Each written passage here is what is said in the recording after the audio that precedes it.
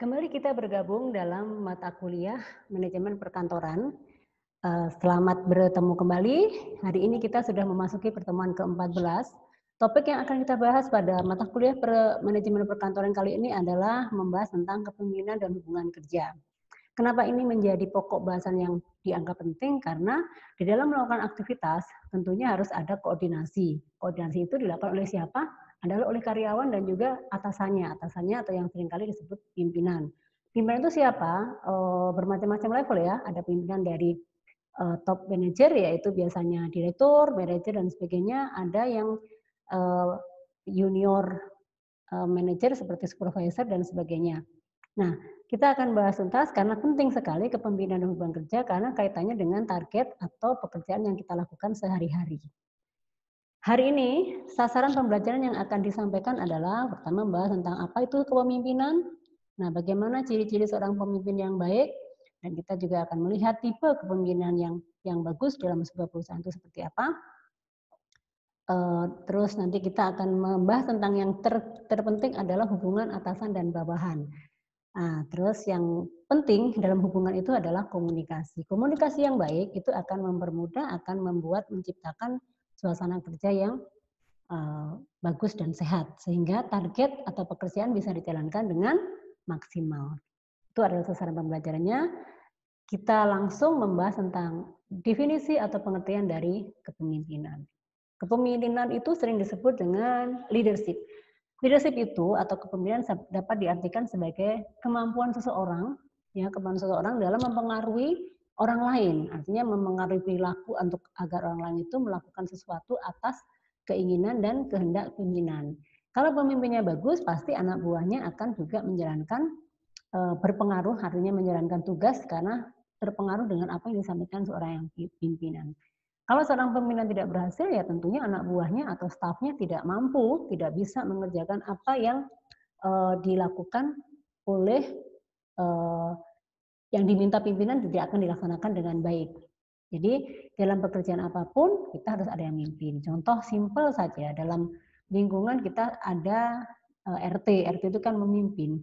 Kalau tidak ada Pak RT mungkin dalam komplek atau wilayah itu juga akan kacau balau. Semua orang punya hak, punya kemampuan dan keinginan yang harus dipenuhi. Tapi kalau ada yang mengendalikan, ada yang memimpin, artinya semua terstruktur, semua memiliki prosedur dan pola-pola yang bagus ya. Nah, kepemimpinan sebagai inti manajemen. Nah, ini penting sekali lagi saya sampaikan bahwa kepemimpinan itu sangat dipentingkan dalam sebuah organisasi. Yang dimaksud organisasi saya tekankan kembali bahwa organisasi itu adalah bisa berbentuk badan usaha atau perusahaan. Artinya di mana 2-3 orang atau lebih berkumpul itu namanya sudah organisasi, di mana mereka atau organisasi tersebut memiliki tujuan yang harus dicapai. Nah, disampaikan lagi kepemimpinan sebagai inti manajemen. Ya, seorang yang menjalankan fungsi manajemen berkewajiban mempengaruhi bawahannya dan berkewajiban untuk mencapai tujuan organisasi. Yang kedua, keberhasilan manajemen ditentukan oleh keberhasilan dalam mempengaruhi manajemen. Udah pasti ya. Jadi kalau seorang pemimpin tidak memimpin anak buahnya, otomatis anak buahnya tidak akan bekerja dengan bagus dan seenaknya. Tujuan yang ditetapkan tidak akan dijalankan dengan bagus. Tujuan organisasi adalah mewujudkan atau mencapai tujuan sasaran. Nah, setiap orang yang melaksanakan fungsi manajemen pasti harus dan mampu melaksanakan kepemimpinan dengan baik. Dan yang terakhir adalah seorang melaksanakan fungsi manajemen memiliki dan melaksanakan kewajiban dengan baik dan benar. Oke, baik. Nah, dari segi proses kita tahu ya bahwa dalam organisasi itu ada kegiatan administrasi, ada kegiatan manajemen, dan kegiatan leadership. Nah, inti dari organisasi adalah administrasi. Maksudnya bahwa dalam organisasi itu pasti ada kegiatan administratif. Ada dokumen, ada pencatatan, ada pelaporan, ada penyimpanan, dan sebagainya. Nah, di dalam administrasi sendiri itu perlu dikelola atau perlu di manage atau dikelola. Nah, dikelola itu biasanya harus ada koordinator, harus ada penugasan. Nah, siapa yang bisa menugaskan adalah seorang pemimpin. Siapa pemimpin? Atasan di setiap unit kerja. atau dari level bawah ya, dari mulai supervisor, kepala bagian, ketua, kepala unit dan sebagainya. Seperti itu. Nah, selanjutnya kita akan mencoba bagaimana sih atau ciri-ciri seorang pemimpin yang baik itu seperti apa? Ada beberapa pendapat dari beberapa pakar yang menyampaikan kepemimpinan itu yang baik itu seperti ini, atau ada juga pendapat lain pemimpin yang baik itu adalah memiliki karakter yang seperti ini dan sebagainya. Ada menurut Otway Tit, nah itu menyampaikan ada 10 ciri kepemimpinan. Yang pertama fisik dan syaraf, artinya fisiknya sehat, lahir batin ya, fisik dan syarafnya sehat lahir batin. Tahu tujuan organisasi itu mau dibawa kemana, arahnya seperti apa, memiliki antusiasme, memiliki antusias dalam memimpin, semangat, memiliki semangat antusias dalam memimpin. Terus namanya pemimpin kan punya anak buah ya, maka harus dibangun sebuah keramahan dan kecintaan. Tidak boleh ada dusta di antara kita, tidak boleh ada pembatas, dalam arti pembatas itu tidak boleh ada gap. Karena yang nanti kalau ada gap, yang ada anak buah atau karyawan itu takut dalam bekerja atau mungkin bekerja karena terpaksa. Dan juga memiliki integritas. Integritas itu dia memiliki kesungguhan dalam bekerja di sebuah organisasi. Nah, selanjutnya selain itu seorang pemimpin juga memiliki teknik di bidang tugasnya, dia punya pengalaman ya, maksudnya memiliki kemampuan dan pengalaman dalam memimpin sehingga tahu apa yang dia kerjakan dan mampu juga mengambil keputusan dan juga intelijensi lebih smart ya. Sekarang kalau pemimpin nggak pinter ya gimana anak buahnya gitu kan, karena dia harus jadi contoh. Seorang pemimpin itu kan harus menjadi contoh ya, dan pengalaman itu menjadi guru. Nah, harus yakin dan pede. Itu menurut Otway Tit ada 10 ciri-ciri kepemimpinan. Sementara ada kepemimpinan menurut Ki Hajar Dewantara, kita tahu ya, mereka Ki Hajar ini memberikan 3 gaya kepemimpinan, tuturi handayani, ing madya mangunkarso, ing ngarso sing tulodo. Artinya yang di atas itu tuturi handayani itu di belakang memberikan dorongan, ya kan? Ing madya mangunkarso di tengah-tengah juga memberikan support. Yang terakhir itu adalah ing ngarso sing tulodo, di depan juga memberi suri teladan, memberi contoh. Jadi kalau kita berada di pemimpin itu bisa berada pada saat dia di depan dia harus mengasih contoh, pada saat di tengah dia harus menyemangati, turut bekerja, pada saat dia di belakang artinya dia harus mensupport, mendorong, memotivasi semua anak buahnya. Ada kan pemimpin yang pemimpinan yang udah kalian jarang kita memantau dari sini, artinya dari belakang dia memantau. Nah, satu lagi kepemimpinan menurut Millet. Dalam hal ini Millet menekankan pada kesehatan. Seorang pemimpin itu harus sehat dulu. Kalau nggak sehat ya nggak bisa. Jadi memang setiap manusia itu harus sehat. Kalau kita sehat pasti kita bisa melakukan apapun yang ingin kita kerjakan. Terus tahu tugas dan pokok dari seorang pemimpin, misinya apa. Terus perhatian, care. Care itu artinya peduli, kalau mungkin menurut bahasanya si Otway tadi itu memiliki keramahan dan kecintaan, kalau menurut Millet itu lebih ke perhatian, peduli. Terus intelijensi, kemampuan, smart ya kan. Kalau nggak smart sekali lagi nggak bisa seseorang jadi pemimpin, nanti nggak akan jadi contoh. Integritas, memiliki kesungguhan dalam bekerja, sikapnya persuasif, kritis. Kritis itu artinya dia melihat, tahu mana salah, mana benar dan sebagainya. Dan yang terpenting loyal. Loyal itu yang terpenting. Kalau kita loyal, itu adalah pasti orangnya akan berhasil dan sukses. Itu ciri-ciri kepemimpinan dari pakar-pakar yang ada di dunia. Nah, selanjutnya kita akan melihat tingkat atau kelompok kepemimpinan itu juga dibedakan menjadi 3. Ada top, middle, dan lower. Ini sebetulnya sudah pernah dipelajari di mata kuliah pengantar manajemen di semester sebelumnya. Tingkatan atau kalau kita lihat di manajemen itu kan piramid ya, ada top manager, middle, dan lower. Siapa topnya? Top manager itu adalah manajemen yang juga disebut dengan administratif manajemen. Biasanya siapa? Yang di atas, bisa direktur, komisaris, ya kan? Nah, kalau yang middle siapa? Itu adalah pimpinan di tengah. Biasanya manajer ya, kalau ada direktur, wakil direktur, ada direktur operasional, di situ ada manajer. Itu adalah middle, kelompok middle. Nah, sementara kelompok lower itu adalah kepala unit terkait. Kepala unit terkait itu seperti misalnya kepala bagian, supervisor, kalau di pabrik itu ada leader, itu sudah sebagai pimpinan tapi tingkatnya lower. Bagi yang sudah pernah bekerja atau magang di perusahaan, tentu tahu ya kalau kita melihat di perusahaan ada leader, leader itu biasanya memimpin timnya untuk bisa mencapai target yang ditetapkan. Contoh ya, kalau di PT itu kan di produksi khususnya itu kan ada target yang harus dicapai setiap harinya, setiap minggunya, setiap bulannya. Nah, siapa yang mengontrol itu? Kan tidak mungkin seorang manajer turun ke bawah, tidak mungkin seorang direktur turun ke bawah. Pasti yang mengontrol adalah atasan langsung yang setiap hari berhubungan. Nah, leader itu disebut kelompok lower. Nah, seperti itu ya. Jadi tingkatannya dari level bawah, level menengah, dan level top manager. Nah, seorang pemimpin itu juga harus memiliki keterampilan. Sekali lagi, seorang pemimpin harus memiliki keterampilan. Ada 3 keterampilan utama. Mudah-mudahan semuanya juga masih ingat di perkuliahan pengantar manajemen. Keterampilan seorang pemimpin itu adalah memiliki technical skill, human skill, managerial skill. Nah, itu wajib ya. Teknik berarti terkait dengan aktivitas pekerjaan, human artinya lebih ke kemanusiaan, lebih ke kepedulian, lebih ke apa tadi? Cinta kasih, keramahan, ya kan? Kalau manajerial itu bagaimana dia memutuskan atau pengambil putusan. Nah, itu adalah keterampilan pemimpin. Nah, selain itu seorang pemimpin harus mengetahui atau memiliki pengetahuan memimpin. Ya, dalam hal ini misalnya pengetahuan tentang sejarah organisasi. Jadi kalau kita bekerja di satu tempat harus tahu sejarah berdirinya perusahaan itu. Terus kalau misalnya di marketing biasanya harus mengetahui product knowledge. Product knowledge itu artinya bisnis apa yang dilakukan oleh perusahaan.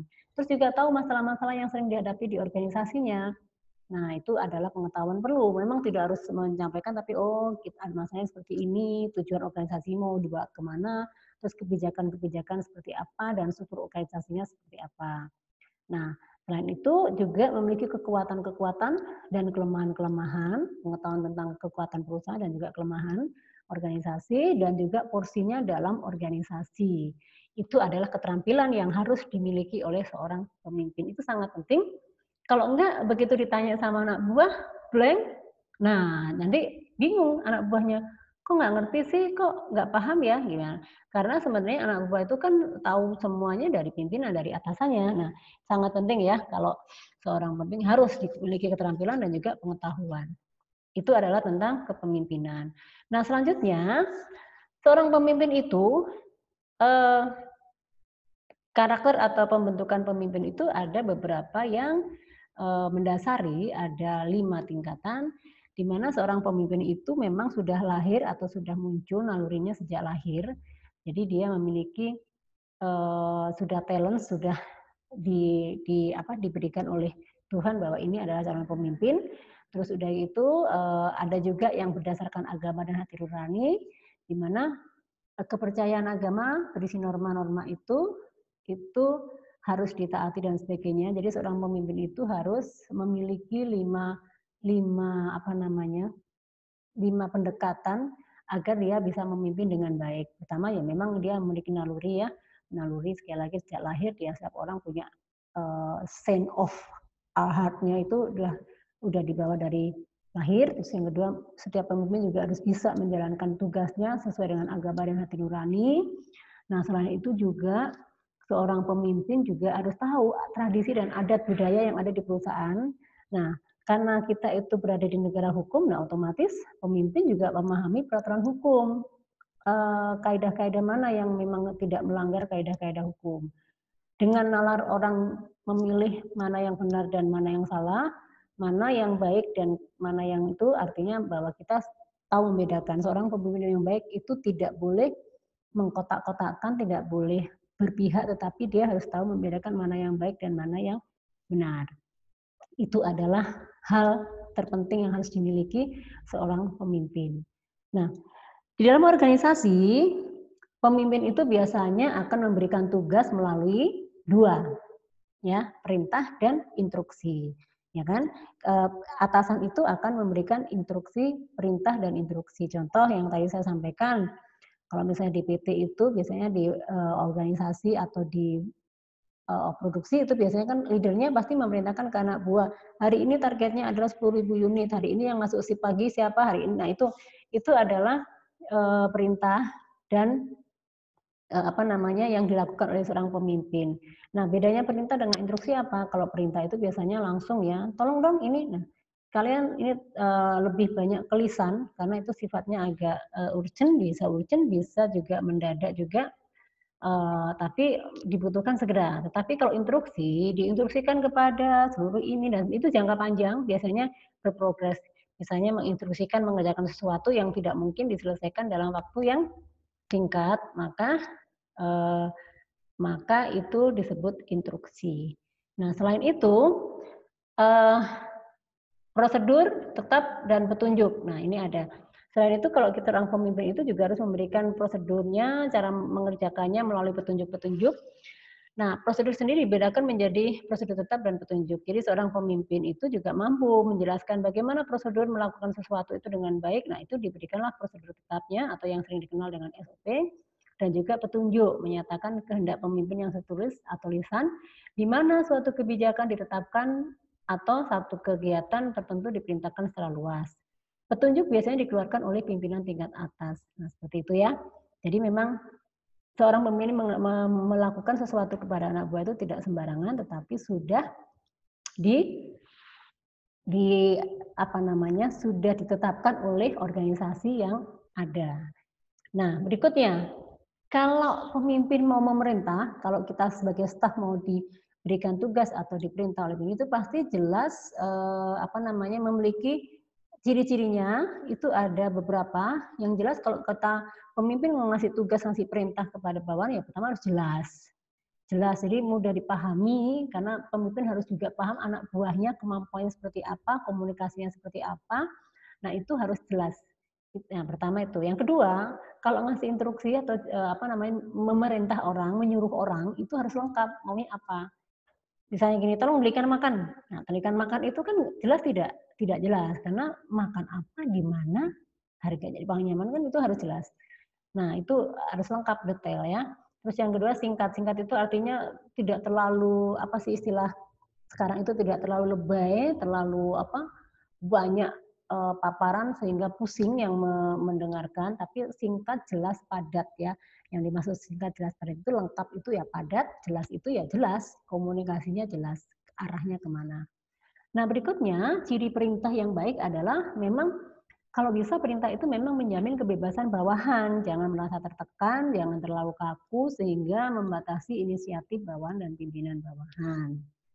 Nah, yang selanjutnya kalau kita memerintah, sekali lagi walaupun misalnya seorang pimpinan itu lama di luar negeri, komunikasinya harus dengan bahasa Inggris, tapi sekali lagi setiap anak buah itu memiliki karakter, setiap staf itu memiliki kemampuan yang berbeda-beda, maka harus menggunakan kalimat yang jelas ya, yang memang mengiyakan. Mengiyakan itu artinya apa yang disampaikan pasti langsung diikuti, diiyakan. Jangan sampai, wah saya nggak bisa, saya nggak sanggup, jangan. Gitu ya. Dan yang terakhir adalah tepat waktu. Tepat waktu itu bahwa memang pemimpin itu kalau memberikan perintah ya ada time schedule-nya. Ini nanti selesai jam sekian, ini ditunggu jam sekian dan sebagainya. Harus waktunya, time-nya harus tepat seperti itu. Nah, berikutnya bagaimana sih cara menyampaikan perintah atau instruksi sebagai seorang pemimpin ya? Anda ini kan nantinya juga akan menjadi seorang pemimpin ya, pasti akan menjadi seorang pemimpin di unit kerja masing-masing. Bagaimana kita menyampaikan perintah atau instruksi kepada anak buah? Yang pertama ya sampaikan instruksi dengan jelas hampir sama dengan tadi. Lihat suasananya dulu. Kalau kita menyampaikan sesuatu yang urgent dan memang agak penting, itu kita juga harus mengkondisikan suasananya seperti apa. Jangan sampai pas nggak pas kita menyampaikan, nanti yang stafnya semakin tidak paham, tidak jelas, nah malah bingung gitu ya. Terus berikutnya dikasih kesempatan bertanya. Jadi kalau misalnya seorang pemimpin itu ngasih tugas dan dirasa agak penting dan agak kurang paham, ya kasih kesempatan. Ada yang ditanyakan? Kalau tidak ditanyakan berarti oke ya gitu ya. Tapi begitu tidak paham mereka akan bertanya, maaf belum paham yang ini dan sebagainya. Nah, Kalau perlu, memang perlu dilakukan pemeriksaan kembali kepada bawahan supaya mereka benar-benar paham yang dikerjakan apa, tidak salah dan tidak 2, 3 kali pekerjaan dilakukan. Itu, seperti itu. Itu cara menyampaikan perintah dan instruksi yang baik. Berikutnya, nah kita sudah masuk kepada hubungan atasan dan bawahan. Dalam hubungan atasan dan bawahan di perusahaan, ya, ada beberapa tahapan, ada atau beberapa yang harus dilakukan atau pendekatan yang wajib ada dalam hubungan kerja. Kenapa? Karena itu penting. Kalau tidak ada klik, tidak ada apa namanya, yang komponen ini tidak terpenuhi, nanti akan ada masalah di sepanjang kita menjalankan tugas di organisasi. Contohnya, setiap, namanya hubungan atasan dan bawahan berarti harus ada atasan. Tidak semua jadi atasan, tidak semua jadi bawahan. Ya, kenapa? Penting penting sekali karena dialah, tempat menyampaikan informasi, tempat berdiskusi, tempat untuk melakukan, koordinasi, itu ya atasan dan bawahan. Kalau bertanya kan nggak mungkin ke pihak lain, pasti berbicara, berkomunikasi dengan atasannya. Nah, dalam membangun hubungan atasan dan bawahan di perusahaan itu tentu harus ada rentang kendali. Apa itu rentang kendali? Rentang kendali itu batasan-batasan yang harus dilakukan oleh seorang pemimpin ke anak buahnya. Misalnya di perusahaan itu ada manajer atau bagian keuangan, berarti ada manajer keuangan dan staf keuangan. Rentang kendalinya ya manajer keuangan hanya membagi atau berdiskusi atau berkoordinasi dengan staf keuangan. Tidak boleh berdiskusi atau berkoordinasi masalah pekerjaan dengan bagian produksi, itu salah, itu namanya rentang kendali. Jadi garis hierarkinya itu dari atas ke bawah langsung. Jadi tidak mungkin seorang manajer HRD langsung kontrol bagian marketing, tidak, itu bukan rentang kendali. Nah, selain itu juga seorang pemimpin sudah bisa harus membedakan pendelegasian wewenang dan tanggung jawab pekerjaan kepada masing-masing anak buahnya. Nah, delegasi itu kapan dilaksanakan, terus wewenangnya pimpinan dan wewenangnya anak buah atau karyawan itu seperti apa, terus tanggung jawab seperti apa yang harus dilakukan, seperti itu. Oke. Nah, yang terpenting dalam hubungan atasan dan bawahan itu ya tentunya kalau di organisasi kita tahu tujuan organisasi adalah mencapai sasaran, mencapai tujuan, maka eh, yang terpenting ya yang pasti wajib ada ya ada bagaimana berkoordinasi dalam memberikan tugas. Itu adalah salah satu bagian terpenting dari atasan dan yayasan. Nah, se selain itu, selain adanya satu atasan, tentang kendali, wewenang, delegasi, dan pembagian tugas, tentunya pemimpin atasan itu juga mampu menjelaskan prosedur kerja yang baik. Tadi sudah disinggung sedikit bahwa dalam melakukan kerjaan setelah berkoordinasi mereka juga harus mengikuti prosedur-prosedur kerja yang baik.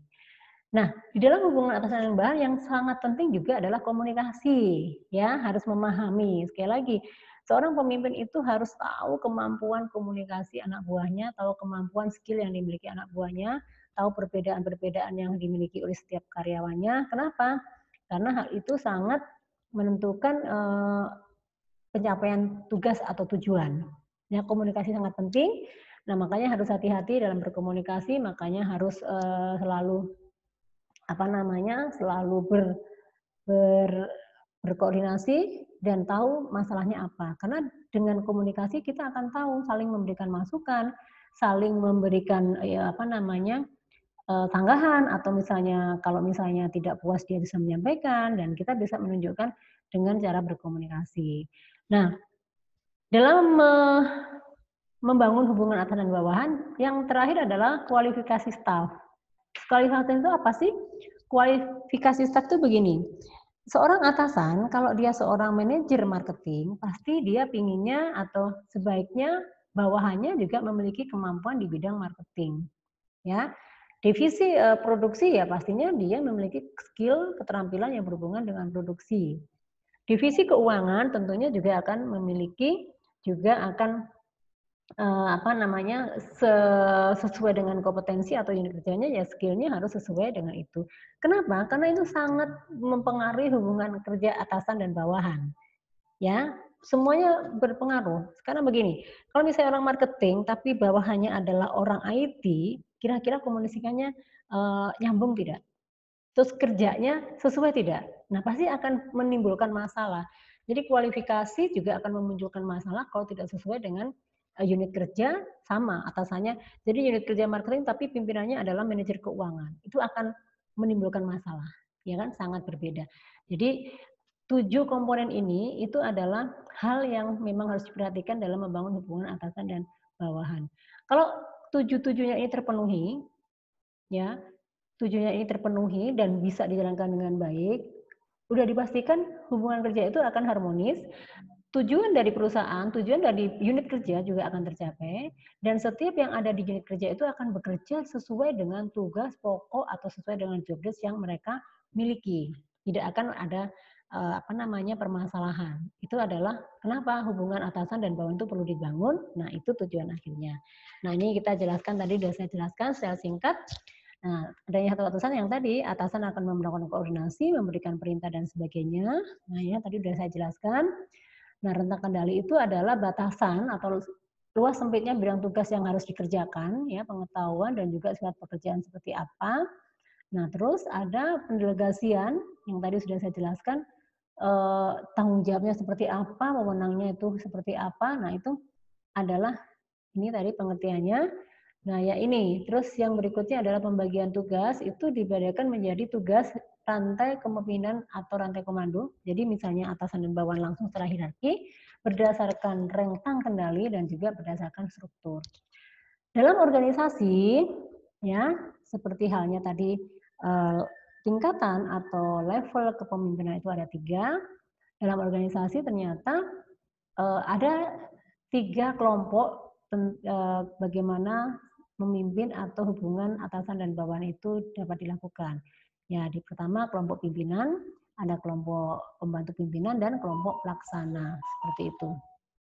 Nah, selanjutnya, nah ini adalah prosedur kerja yang tadi saya sampaikan. Prosedur kerja itu ya supaya tahu yang harus dikerjakan seperti apa, ya, yang harus dilakukan itu sesuai dengan garis wewenang apa tidak. Ya, jadi kalau misalnya orang marketing jangan melakukan pekerjaan orang keuangan. Nah, itu namanya tidak sesuai dengan garis dan tanggung jawab di unit kerja tersebut.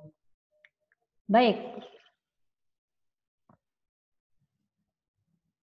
Nah, ini adalah komunikasi, ya. Komunikasi itu macam-macam ya, bisa komunikasi tatap muka, baik lisan dan tertulis, terus komunikasi dalam bentuk laporan, komunikasi dalam rapat dan konferensi, memberi bimbingan dan nasihat dan sebagainya. Nah, ini yang terakhir adalah kualifikasi staf yang tadi saya sampaikan sangat penting karena ini memahami tujuan-tujuan tugas pokok dari organisasi, ya kan? Terus dia dengan kemampuan itu, seseorang itu akan mampu melaksanakan atau menguasai filsafat yang dianut perusahaan atau pimpinan juga. Terus dengan skill atau kemampuan kualifikasi staf, sifat muncul akan sifat kerendahan hati, kesadaran tentang keterbatasan peranan dan sebagainya. Nah, itu adalah kualifikasi staf memang sangat penting ya. Baik, demikianlah paparan materi untuk pertemuan ke-14 ini. Selanjutnya kita akan bersama-sama mengerjakan tugas dan soal untuk pendalaman supaya apa yang disampaikan tadi Anda memahami. Nah, ini ada beberapa pertanyaan, silahkan dikerjakan di waktu yang sisa. Nanti tugasnya seperti biasa harus diupload dan dikirim melalui e-kampus sesuai dengan hari ini juga ya. Hari ini juga sisanya mohon dikerjakan, masih ada sisa waktu. Dan semoga materi ini juga memberikan manfaat yang besar, Anda memahami pada saat nanti Anda bekerja, Anda tahu posisinya, Anda tahu kewajibannya, dan Anda tahu apa yang harus dikerjakan. Baik, terima kasih atas perhatian dan kerjasamanya. Sekali lagi semoga ilmu ini bermanfaat. Dan kita akan kembali di pertemuan yang akan datang. Terima kasih.